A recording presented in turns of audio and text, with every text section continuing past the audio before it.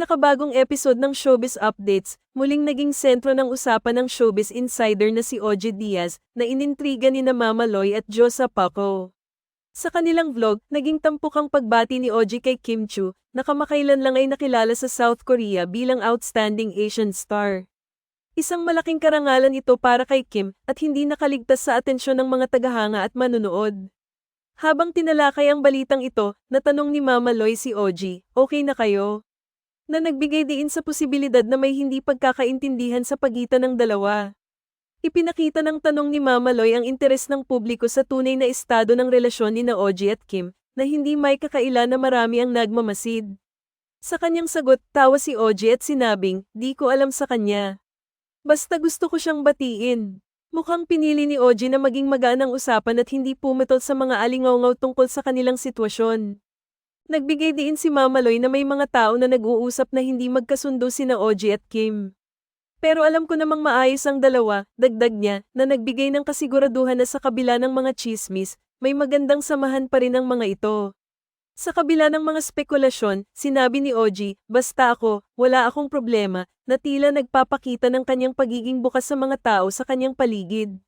Sa pagkakataong iyon, muling humirit si Josa Paco, na tila may halong biro, "So Tito OG, di mo alam kung may problema sa iyo si Kim Chu?"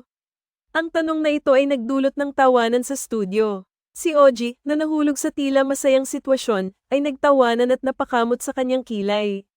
Ang mga ganitong klase ng usapan ay tila nagdadala ng aliw hindi lamang sa kanila kundi pati na rin sa mga manunood na may kanya-kanyang opinyon sa mga isyu ng showbiz. Mahalaga ang ganitong mga interaksyon sa mga vlog at talk shows dahil nagiging daan ito upang mas mapalalim ang koneksyon ng mga tao sa mga artista.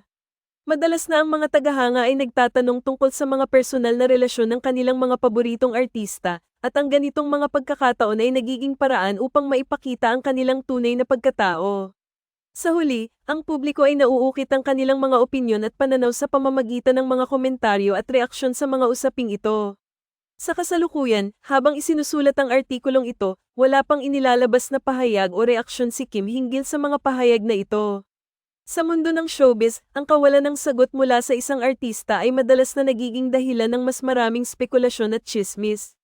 Kaya't hindi maiiwasan na maraming mga tagahanga at kritiko ang nag-aabang ng anumang update mula kay Kim, lalo na kung may kinalaman ito sa kanyang relasyon kay OG. Minsan, ang mga hindi pagkakaunawaan sa showbiz ay nagiging bahagi ng entertainment. Sa kabila ng mga haka-haka, mas pinipili ng mga artista na magpakatotoo at hindi makipag-away sa mga balita. Ang pagsasabi ng katotohanan at pagpapakita ng respeto sa bawat isa ay mahalaga sa kanilang industriya. Minsan, ang simpleng pagbati at pagkilala sa mga achievements ng bawat isa ay mas mahalaga kaysa sa anumang alingaw-ngaw na umuusbong.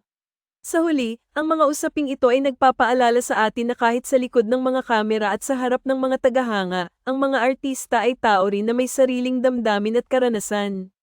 Habang lumilipas ang panahon, tiyak na magpapatuloy ang mga kwento at intriga sa mundo ng showbiz, ngunit ang mahalaga ay ang pagkakaroon ng respeto at pagkakaintindihan sa bawat isa. Ano ang sa inyo sa balitang ito?